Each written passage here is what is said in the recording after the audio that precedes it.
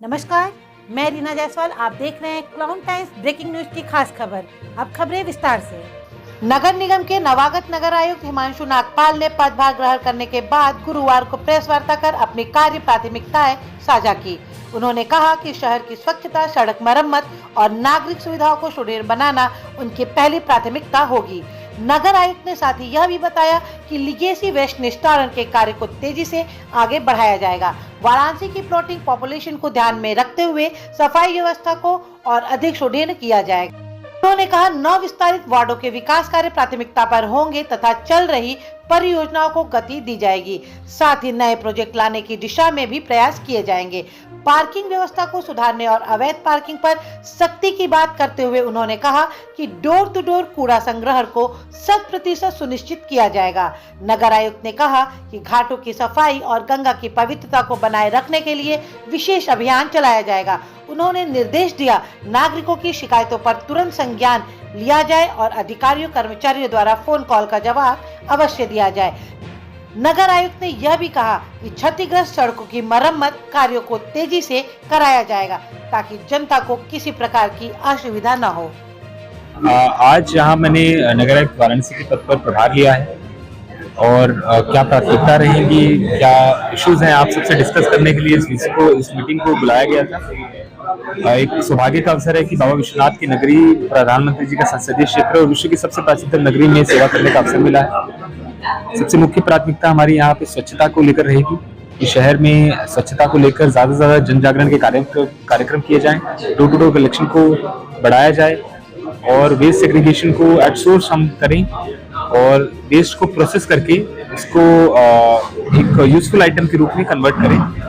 शहरों में जगह जगह जो कूड़ा पड़ा अगर कहीं रहता है वो तत्काल क्लीन हो, सीवेज की समस्या, वाटर पाइपलाइन की समस्या उसका निस्तारण हो और शहर में जाम की समस्या जो रहती है उसके लिए नए समाधान निकालना, ये हमारी कुछ मुख्य प्राथमिकताएं हैं। कार्यक्रम स्वच्छता को लेकर काशी में चलाए गए हैं और बहुत चूंकि खुद हम भी यहाँ 10 साल पहले आए थे तो तब से लेकर अब तक कितना परिवर्तन आया है ये माननीय प्रधानमंत्री जी के नेतृत्व के अंदर सभी नागरिक जानते भी हैं।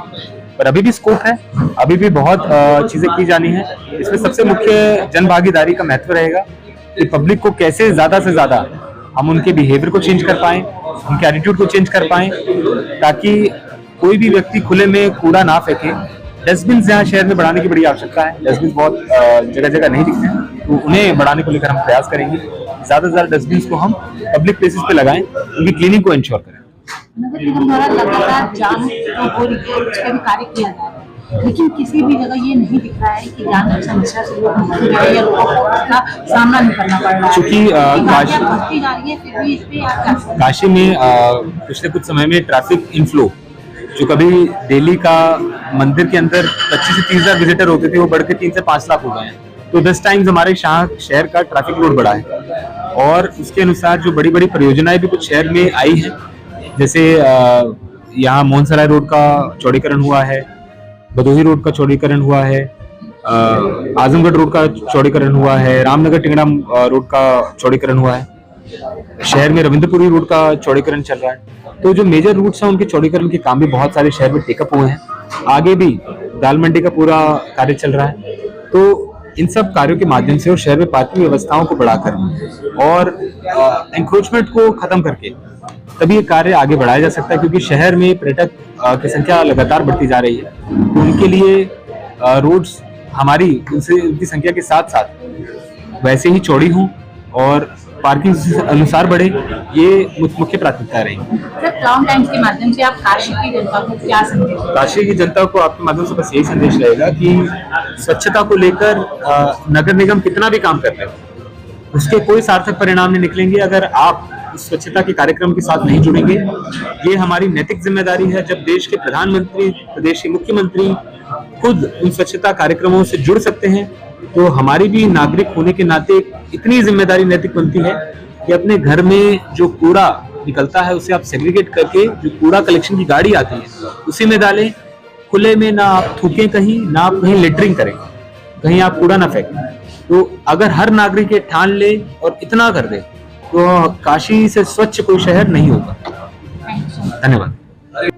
क्लाउन टाइम्स यूट्यूब चैनल की खबरों को आगे भी देखने के लिए चैनल को लाइक करें, सब्सक्राइब करें, बेल आइकन पर क्लिक जरूर करें। क्लाउन टाइम्स की खबरों को फेसबुक पेज पे देखने के लिए पेज को लाइक जरूर करें।